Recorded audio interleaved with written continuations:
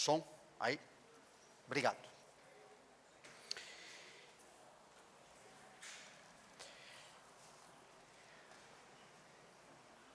A gente está falando na EBD sobre, usando essas EBDs para estudar um pouco sobre eclesiologia, né, doutrina da igreja local, e especificamente nesse assunto, por que permanecer ou sair de uma igreja, pensar um pouco naqueles critérios que Deus aprova, motivos que Deus reprova em relação a isso. Está pensando aqui no tempo de missões, falar de eclesiologia aqui é bem tranquilo, né, irmãos? Ao mesmo tempo, como o pastor Bill diz, é uma vergonha. Porque a Bíblia apresenta que aqueles que foram salvos, resgatados do inferno, do mundo, para Deus, o tempo passa, em determinados contextos, né, a facilidade da nossa vida, e não é errado termos facilidade na vida, a questão é que nós fazemos com isso para continuarmos fiéis a Deus, ou nos perdermos nesse tipo de coisa. Essas facilidades, as coisas que a gente vai colocando na nossa cabeça, como se a gente pudesse decidir ou desprezar aquilo que Jesus comprou com seu próprio sangue, que está em Atos 20, Paulo fala sobre isso. A igreja, que ela é repleta de pecadores salvos, mas ainda pecadores, portanto, pessoas que vêm de uma vida antes de conhecer o Senhor Jesus, mesmo tendo confessado os seus pecados, alguns a gente ainda vai descobrir na caminhada cristã, mas mesmo confessando, ainda continuamos pecando, ainda continuamos com necessidades profundas de mudança na nossa vida. É fácil a gente identificar às vezes necessidade na vida dos outros, mas Deus fala que a necessidade maior é em nós. E, por causa de uma série de fatores que Deus colocou na palavra, a gente começou a falar disso na outra semana, ou mencionar, né? A gente começa a acreditar que temos, de fato, autonomia só porque nos sentimos assim, só porque temos desejos disso ou daquilo. Se tivéssemos, isso faz com que a gente acredite como se tivéssemos autonomia de decidir a nossa vida em relação aos irmãos e irmãs que Deus colocou no nosso caminho, nossa vida, que Ele, como a gente viu em 1 Coríntios 12, que Deus coordenou, colocando cada pessoa como lhe aprouve. O Espírito fez isso. E passa-se uma série de experiências e o tempo e uma vida cristã, é fácil a gente acreditar como se a gente tivesse direito de decidir o que Deus decidiu para nós e colocou na Escritura critérios aceitáveis e inaceitáveis para tomarmos decisão em relação à permanência ou abandono da igreja local. É bom a gente lembrar coisas assim, como um contexto do Paquistão, por exemplo, e muitos outros contextos que existem, né? Onde, com certeza, a decisão daqueles irmãos, ela, de certa forma, não tem muito questionamento. É mais ou menos como aquela pergunta de Pedro, lembra? Quando Jesus tinha falado algumas coisas difíceis de entender, de aceitar, e Pedro perguntou, né? Então, mas dura esse discurso, ele falou para Jesus, né? Jesus falou o que para ele, lembra? Vocês querem ir também com esse estando embora? Aí Pedro falou o que para Jesus? Para quem ou para onde iremos? Tu tens as palavras da vida eterna. Fico pensando que numa igreja local dessa no Paquistão, esse sentimento deve ser comum. Vai correr para onde? Que não seja ficar unidos num pequeno grupo ali, orando, buscando crescer com o Senhor, um se apoiando de verdade na vida do outro, compartilhando necessidades e recursos pequenos, para permanecerem fiéis, aprendendo a amar o seu Salvador. E quantas distrações, quantas coisas que nós temos aqui que são enganosas, e podem tentar, cada um de nós, a nos desviar da vontade de Deus, justamente quando Ele está trabalhando dificuldades, tribulações, coisas do nosso coração que a gente precisa crescer, como aqueles irmãos lá também, todos os irmãos do mundo. Né? O tempo está se acabando. Não é? Com certeza, se você é um cristão que anda com Deus, você ficou bastante constrangido, triste, ao mesmo tempo com esperança de que o Evangelho verdadeiro está fazendo os seus efeitos com a morte do nosso irmão Charlie Kirk, essa semana. Não é? Porque o Senhor Jesus prometeu que seria assim, não prometeu?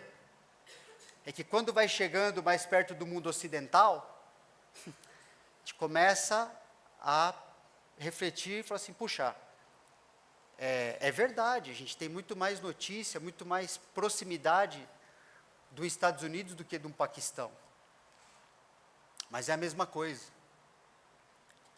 Esse ódio que está no coração do pecador, Jesus falou que é um ódio, ele avisou os discípulos em João 15, vocês vão ser odiados, não porque vocês estão fazendo algo difícil ou que não deve fazer, que é ruim para as pessoas. Vocês vão ser odiados por causa do meu nome. Porque eles odeiam a mim. E o ódio, quando não é tratado, chega no seu último extremo, que é tentar eliminar aquela pessoa que eu acredito que ela está fazendo mal para mim, ainda que ela esteja fazendo somente o bem.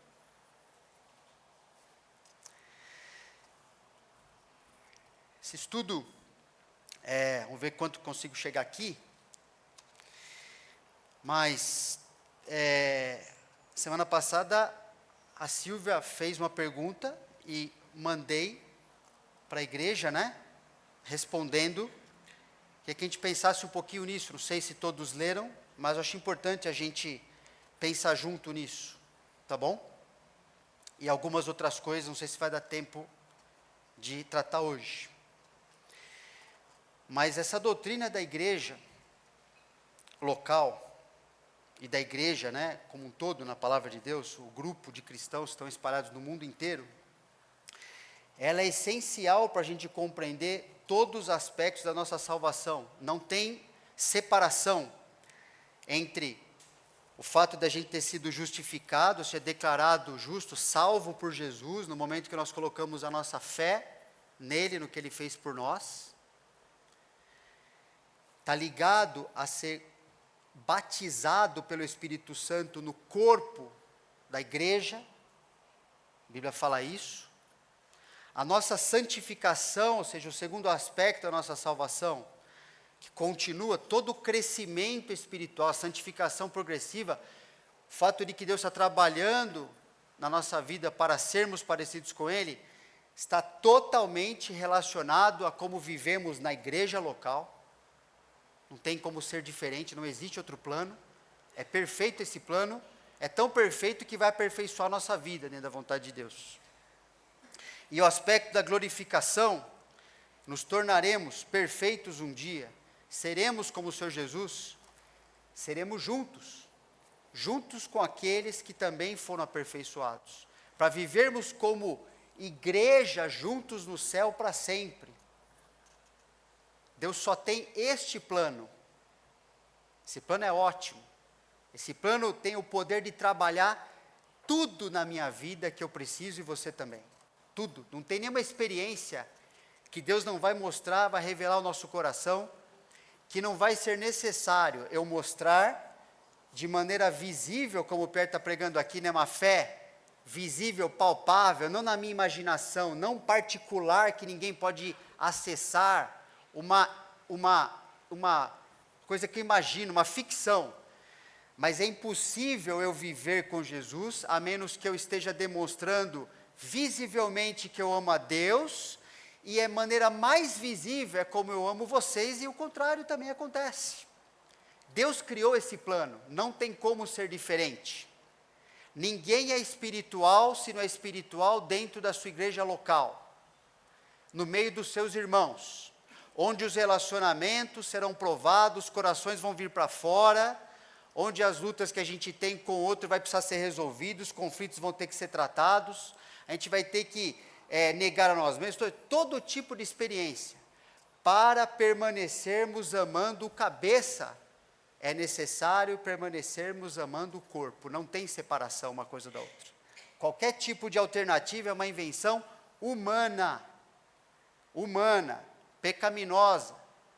É o que Tiago, em capítulo 3, vai falar que é uma sabedoria demoníaca. Não vem de Deus isso. Pode ter certeza, não precisa nem ter medo, que é isso mesmo. Então, a decisão de sair de uma igreja local só pode ser aprovada por Deus segundo alguns critérios que Ele mesmo estabeleceu. Vamos ver.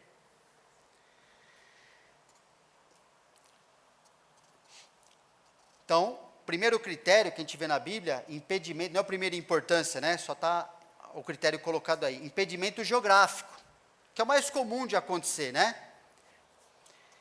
Paulo falou lá que ele tinha... Ora, nós irmãos, orfanados por breve tempo da vossa presença, não porém do coração, com tanto mais empenho diligenciamos, com grande desejo, ir ver-vos pessoalmente. Mas Paulo não estava conseguindo ver, ele não podia mais frequentar aquela igreja que ele fundou.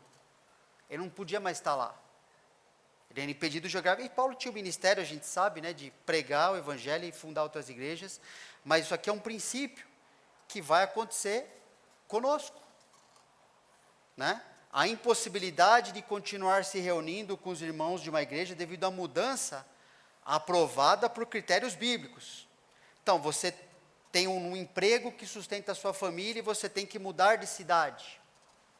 E aquele emprego vai ser usado por Deus para cuidar de você ali. É um critério, né? Uma doença incapacitante que você não consiga mais se movimentar para frequentar a sua igreja local.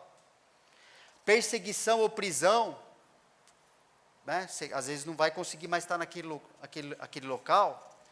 E como a gente falou na outra semana, nesse caso, cabe aos próprios pastores da igreja também, de origem, auxiliar a pessoa a encontrar uma igreja que seja biblicamente saudável, porque ela precisa continuar vivendo no corpo local, ela nunca vai poder viver fora disso, vai ter que achar outro local que seja aprovado por Deus, biblicamente saudável, vai trabalhar na vida dela do mesmo jeito, onde ela continue servindo o Senhor, sendo edificada pelo ministério da igreja e recebendo edificação na vida dela. Não muda absolutamente nada, só mudou o local dela continuar fazendo isso agora. Até mesmo emprego, às vezes as pessoas vêm pedir conselho para nós, né? Então, às vezes você percebe que realmente é algo legítimo, realmente ela precisa mudar mesmo, e às vezes não é, e precisa ajudar a pessoa também a perceber, ó, isso aqui, ó, você tem alternativas de permanecer na sua igreja, né? A gente tem exemplos aqui de irmãos e irmãs que assim, lutaram, ou continuam lutando para assim, ó, com grande dificuldade para continuar sendo membro, aqui na IBNA, por exemplo, lutaram e lutam por muitos anos, com bastante sacrifício, por causa desse princípio. Não é? É o normal acontecer. Outro princípio, outro critério, a morte. Bom, a partida do cristão para a presença de Jesus é aprovado por Deus.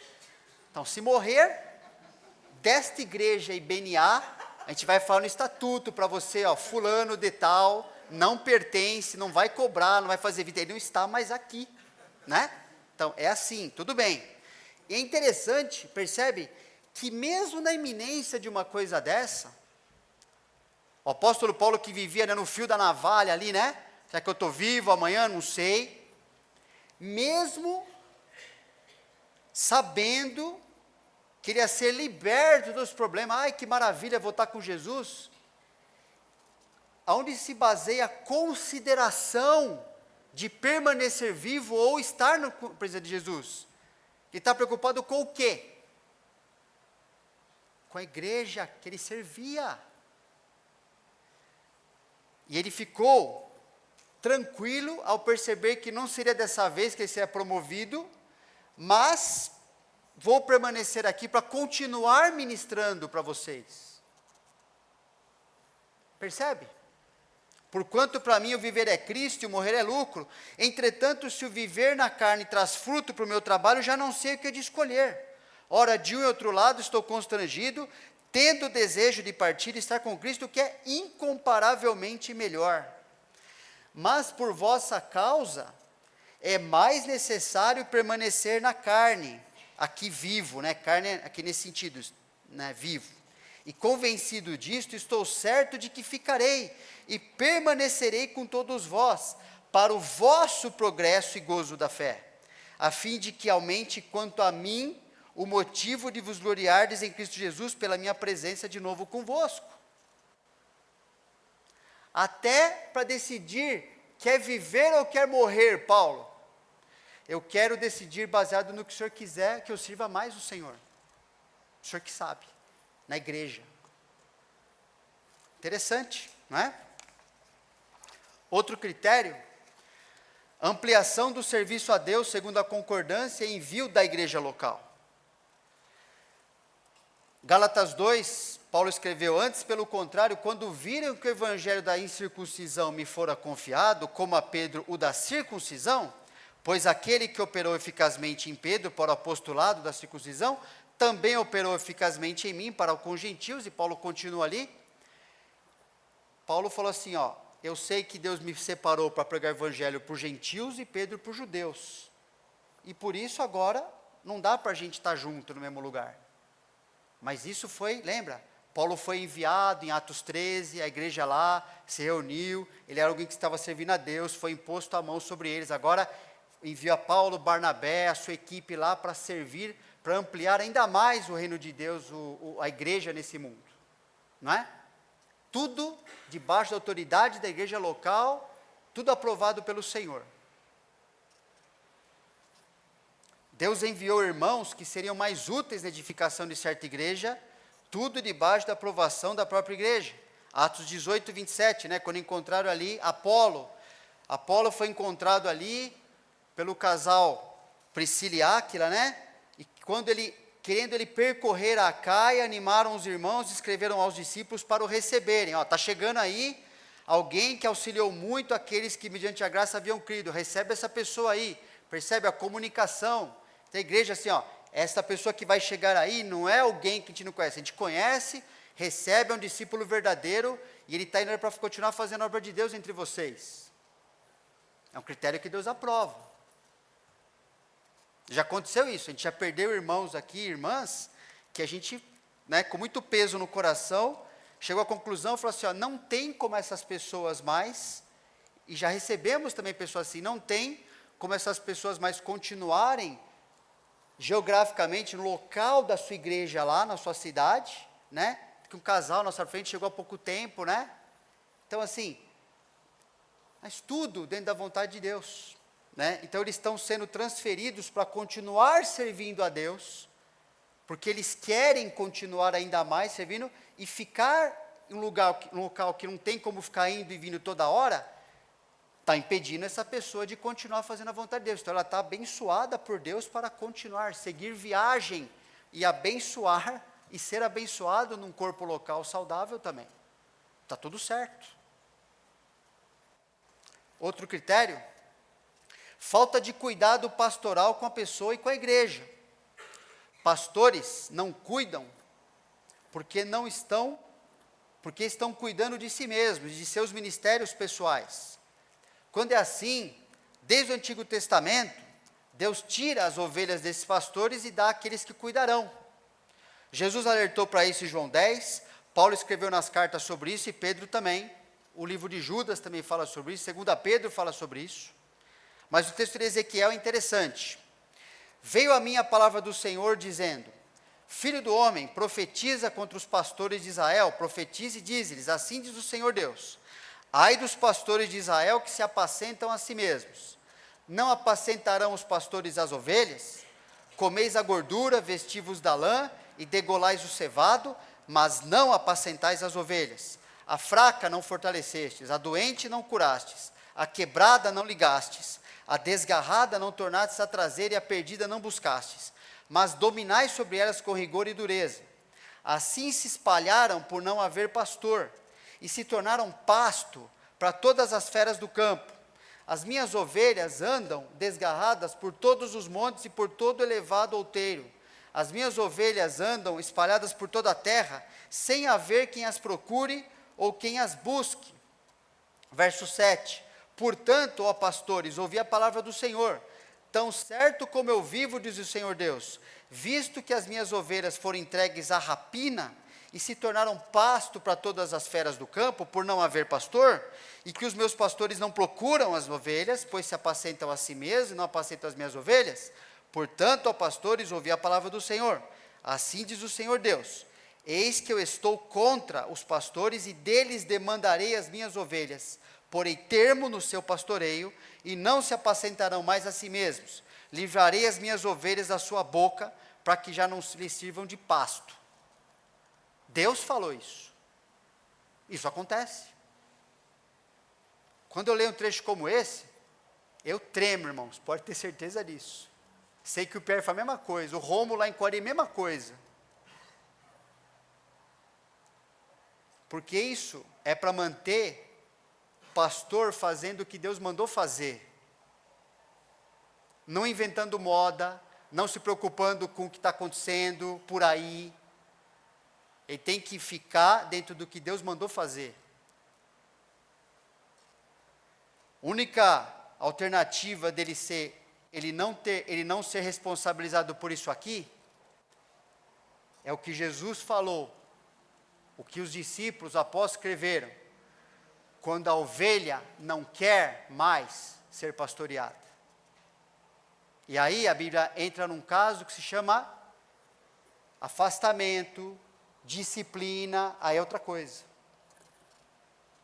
E mesmo assim, e mesmo nesse contexto, a Bíblia fala que você vai continuar fazendo tudo que você pode, como pastor e como igreja, para que essa pessoa seja restaurada.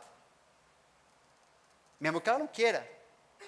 Porque ela é ovelha, entende? Ela precisa disso aí. Até o momento que ela fala: eu não quero mais isso aqui. Eu não quero mais ser cuidado, eu não quero mais seguir nada disso aqui. Ok. Aí ela toma o caminho dela, fora da vontade de Deus, com certeza. Outro princípio: corrupção da liderança responsável pela igreja, seja por doutrina falsa, seja pela vida dos líderes que não obedecem a sã doutrina. Então, segundo João 10, fala: se alguém vem ter conosco e não traz essa doutrina, não o recebais em casa, nem dê as boas-vindas. No contexto de alguém chegava na igreja local ali e falava assim: não recebe não aceita como se fosse normal, está rejeitando o ensino bíblico, está rejeitando viver biblicamente aqui na palavra, não considera como irmãozinho não, porque não é. Não fica ali vivendo junto, porque eu sou irmão, porque eu fui batizado, e daí? E daí?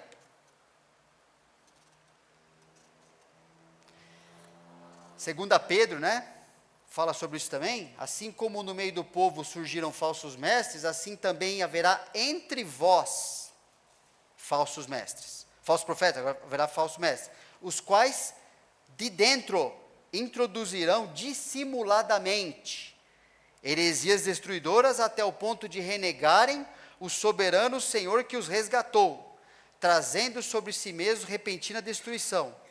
E muitos seguirão as suas práticas libertinas, e por causa deles será infamado ou difamado o caminho da verdade.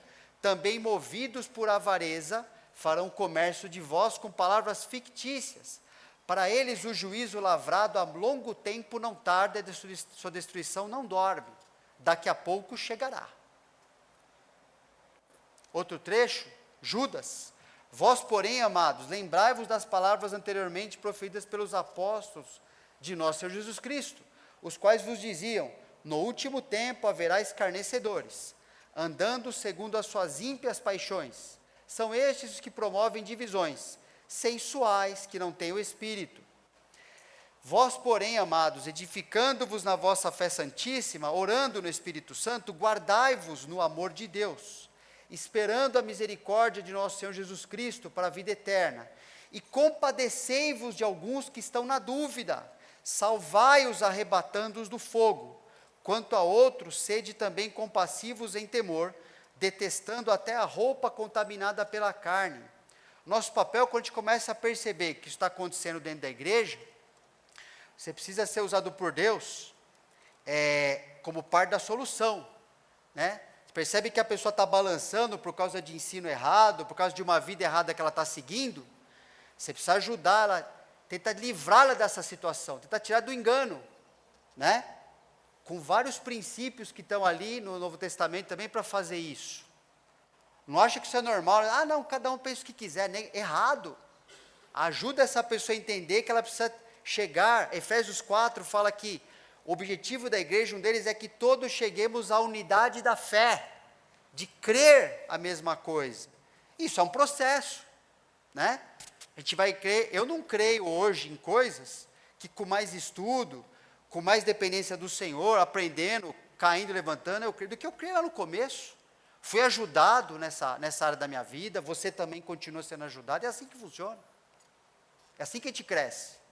A gente não está pronto, Deus está aprontando a gente, né?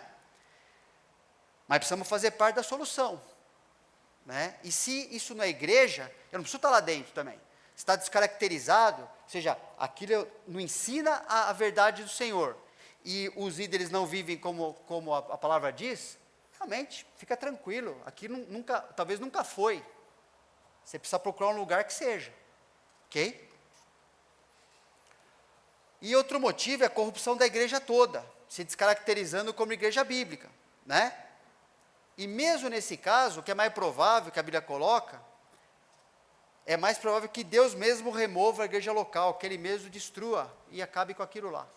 Que foi o que Deus falou, prometeu que poderia acontecer com a igreja de Éfeso, lá em Apocalipse 2, né? Tenho, porém, contra ti que abandonaste teu primeiro amor. Lembra-te, pois, de onde caíste. Arrepende-te e volta à prática das primeiras coisas. E se não, venho a ti e moverei do seu lugar o teu candeeiro, caso não te arrependas. E realmente, infelizmente, hoje não existe mais igreja lá, naquele local. Ela foi removida mesmo.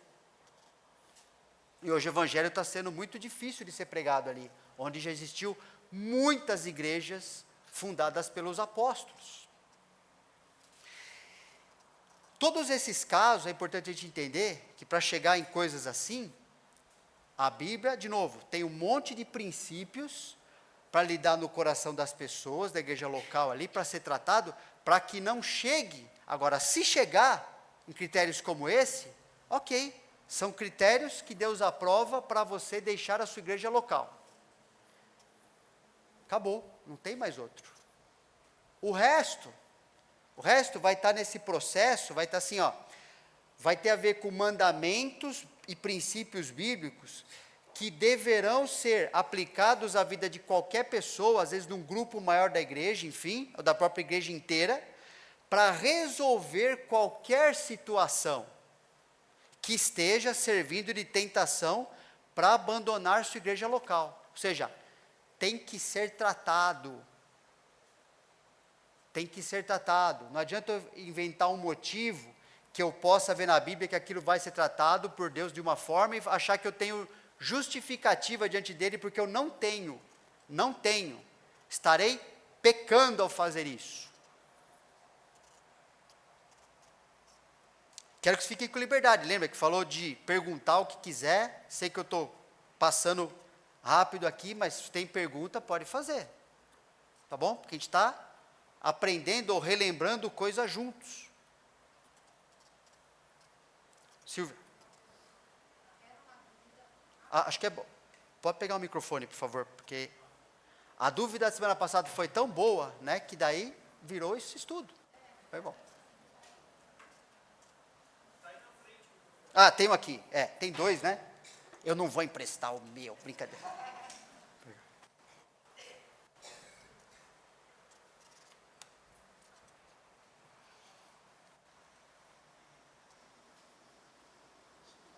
Aí tá funcionando. Eu ouvi. Agora tá. A minha dúvida, mais ou menos, está respondida aqui, mas ela é um pouquinho mais específica. Por exemplo, uma pessoa que está numa igreja, uma determinada cidade, e ela tem um dom que não tem sido usado na igreja dela por impossibilidade de usar. Por exemplo, o que eu pensei, a pessoa fala, ela conhece a linguagem de sinais, e ela consegue se expressar bem. Eu acho que tem que ser um artista para falar a linguagem de sinais, né? E ela sabe de uma outra igreja em que entrou um grupo de jovens recém-convertidos e que vieram de uma instituição de surdos e mudos. É lícito ela sair dessa igreja para servir naquela outra com o seu dom? Ou talento, não sei, no caso? Isso seria até mais um talento, né? Talento. Seria algo que facilitaria, lógico, o evangelho. Eu creio que a gente não vê essa abertura na Bíblia. Né? Se ela é membro de uma igreja local, e ela tem um talento que vai ser usado para o ministério, inclusive ali, bom, o caminho ela vai conversar ali com o pastor, enfim, e ela vai oferecer aquilo, vai oferecer o seu ministério, né, vamos dizer assim, baseado naquilo, para em algum momento ser usado, ok? Ela pode, com certeza, falar assim, eu posso, lógico, servir, no momento que eu não estou aqui servindo naquilo que eu não estou sendo usado nessa área, posso servir em outra igreja local com de novo, permissão, tudo de fazer a obra de Deus? Ok? Claro, ela pode. Não ninguém é dono, né? Mas assim, Deus se levantou, se Deus coordenou a vida dela ali dentro, é porque Deus sabe que a igreja dela precisa dela ali. Se a igreja ainda vai amadurecer, né, se ainda vai ter talvez essa necessidade, enfim, Deus está coordenando as coisas. Ela pode, né, isso acontece, já aconteceu da gente, né, servir, até coisa assim, igreja lá, ajudar uma igreja num programa de alguma coisa, algum esforço evangelístico junto, enfim, tudo bem. Mas isso não faz com que eu precise sair da minha igreja. Está me mostrando assim, ó, Deus está mostrando que tem um recurso aí, né? Então, é como se fosse assim, ó, pastores, liderança, assim, ó, vamos aproveitar esse recurso. Eu coloquei essa pessoa aí, né? Então. Ok, obrigada.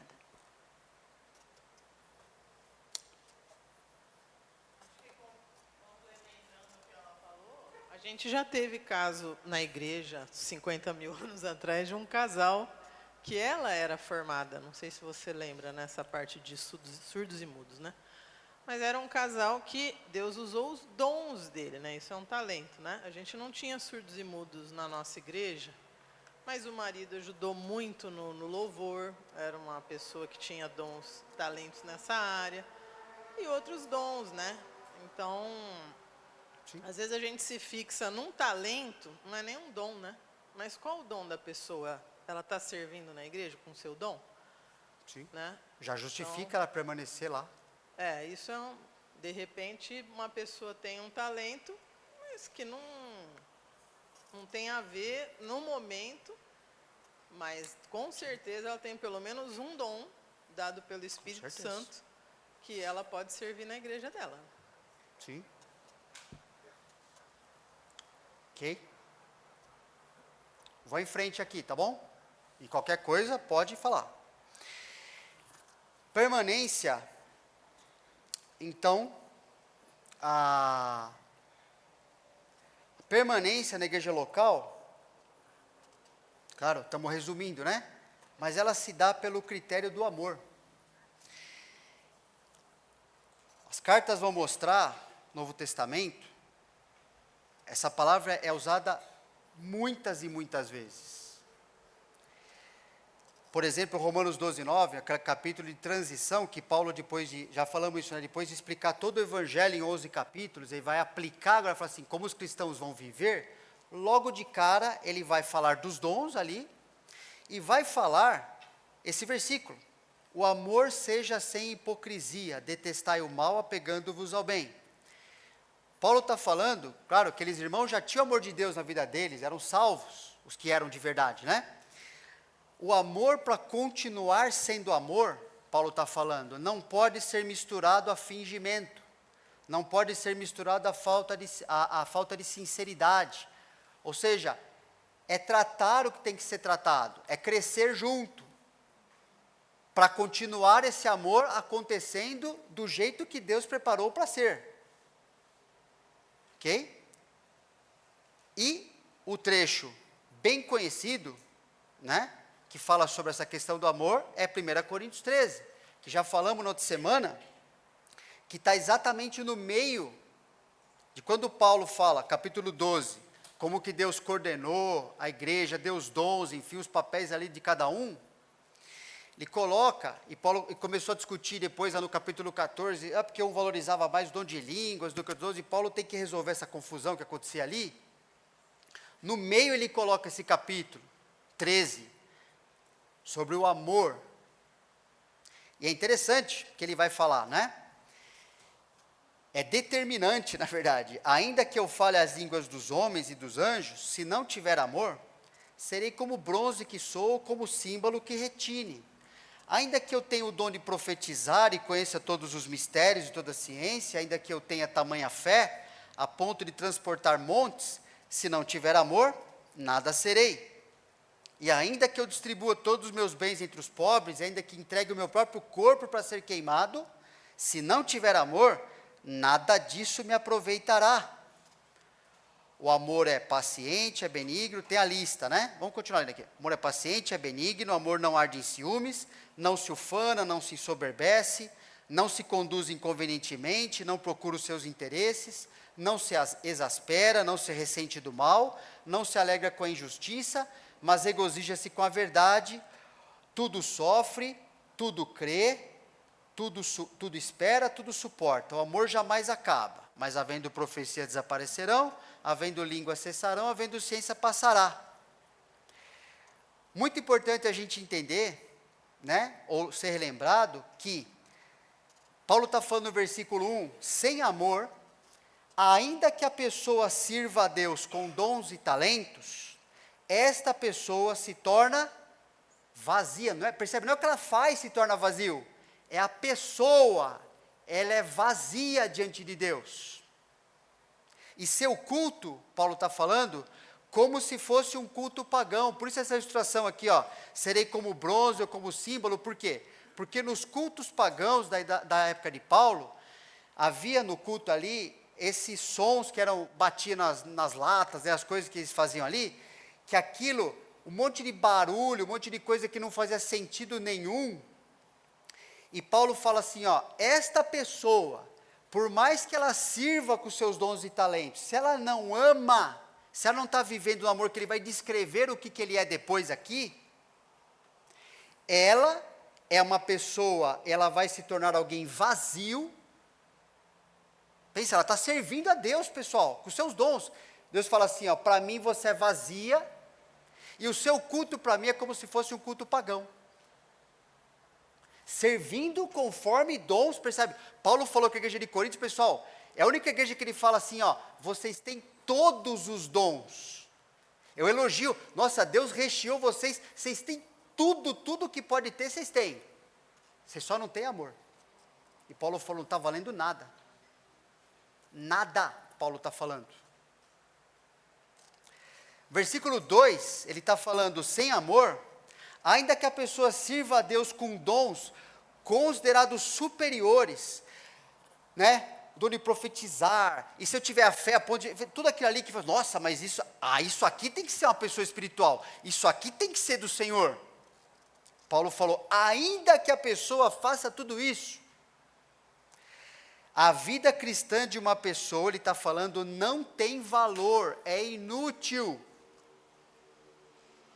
Lembra que Paulo falou lá em 1 Coríntios 3? Paulo falou, se a vida cristã não for fundamentada sobre o fundamento dos apóstolos e profetas, que é a Bíblia, que é continuar vivendo como Jesus viveu, ensinando exatamente o que ele ensinou. Paulo, no capítulo 3, ele fala, você pode fazer, eu posso fazer tudo diante de vocês. Fala, nossa, como o Piti faz um monte de coisa, olha que coisa linda. Você também, mesma coisa, você fica lá e serve, parece um maluco, né? Às vezes. Eu já vivi assim, né? Fazendo um monte de coisa, eu estava em todo lugar. E Paulo fala, se o amor, se o relacionamento bíblico dentro da igreja estiver acontecendo a partir da sua vida, você vai juntar um monte de obra, que a hora que passar pelo crivo de Deus, vai queimar tudo, Paulo fala no capítulo 3, queima tudo, não vai sobrar recompensa nenhuma. Mas isso é muito burro, pensa bem, não é? A gente gastar a nossa vida, tendo a possibilidade de gastar certo, de viver para o Senhor de verdade. O Pierre falou uma frase, que você percebeu uma frase que ele falou assim, obediência por amor, não é obediência porque tem que fazer, obediência por amor, a Deus e aos outros, continuar vivendo dessa forma, pode queimar tudo um dia, e você não quer isso, eu não quero isso para a minha vida, por isso que ele está falando isso aqui. Se não tiver amor, você pode exercer o que você quiser. Deus está falando, a palavra que Deus é forte, não tem valor, é algo inútil. Não vai te servir para aquilo que Deus preparou para servir. E Paulo fala que sem amor, ainda que a pessoa sacrifique todos os seus recursos, e sacrifique sua própria vida como mártir. Aí não, Paulo, aí tem que valer, não é possível. Pensa bem, a pessoa foi lá e deu tudo, Paulo fala, sacrifique todos os seus bens, o texto fala, e ofereça a sua vida para ser queimada na estaca lá, mas não é possível, isso tem que ter valor. Paulo fala, tem, se foi por amor. Se o amor é característica visível na vida dessa pessoa, diante de Deus e dos homens, sim, que maravilha, mas ela, se não for, essa pessoa não terá nenhum proveito disso para si mesma, para os outros ela vai ter proveito, ela vai abençoar muita gente com seus bens, seus recursos, vai lá ter dado um baita de um testemunho, nossa, animou os outros na fé, mas para ela mesma, o texto está falando, ela não é conhecida por Deus como alguém espiritual. Ela não é nada. Percebe? Percebe como Deus leva a sério essa questão do amor? De vivermos biblicamente, vivermos segundo a palavra diz, com todo o trabalho, com toda a canseira que isso gera muitas vezes, com toda a dificuldade, com a tentação da gente pular fora. Por quê? Por que a gente é tentado tanto? Por que passa tantas vezes na cabeça de um cristão durante a sua peregrinação? Ah, mas eu vou sair dessa igreja. Ah, porque eu vou fazer isso aqui, porque eu vou pular de lá para cá. Por que isso acontece? Porque Satanás sabe que algo que é vida ou morte, é muito valioso esse negócio. Se arrancar isso da pessoa, ele arrancou tudo o que interessa lá na frente. E agora a gente entende isso, que é assim que Deus enxerga. Não é tanto faz, não é o que eu penso, o que eu acho, Deus não está nem aí para isso, Ele está aí para aquilo que Ele colocou na palavra dEle. A gente precisa temer e tremer diante disso. Falar, obrigado, Senhor Jesus, porque eu tenho direção segura para viver desse jeito. E eu vou combinar com o Senhor, que se não for por critérios que o Senhor colocou na tua palavra, ninguém me tira daqui. Só se eu morrer, só se o Senhor me tirar. Que é um critério que Ele colocou. Eu vou viver e vou morrer com justamente aquilo que está mostrando onde o meu coração é revelado, onde eu preciso ser transformado, porque o Senhor escolheu. É fácil de falar a doutrina, Deus é soberano, mas e quando é soberano mesmo? Ele tem o controle mesmo? Ele coordena mesmo? ou agora que eu não gosto de certas coisas, né? Então agora, peraí Deus, agora deixa eu assumir o controle aqui.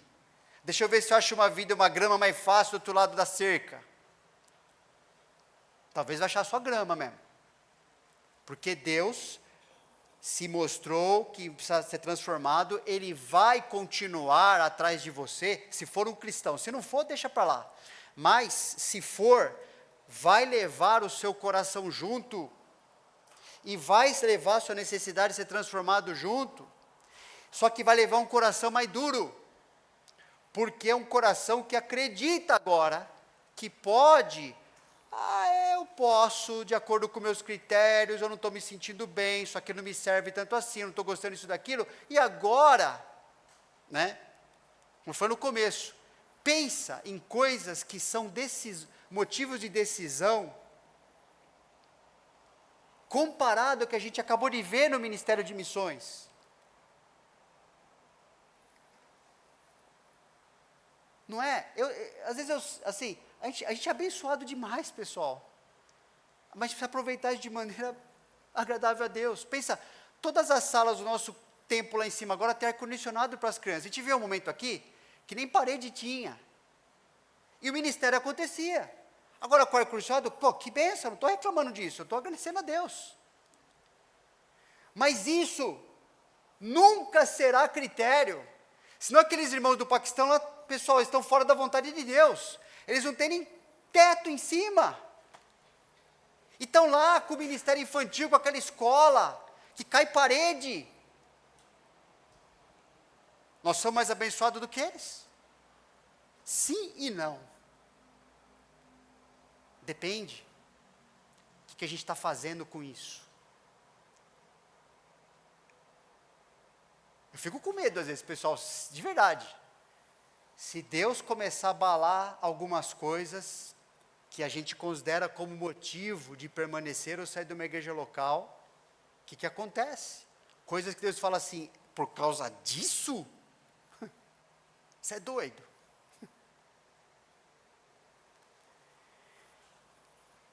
Quero terminar aqui com essa citação de um teólogo.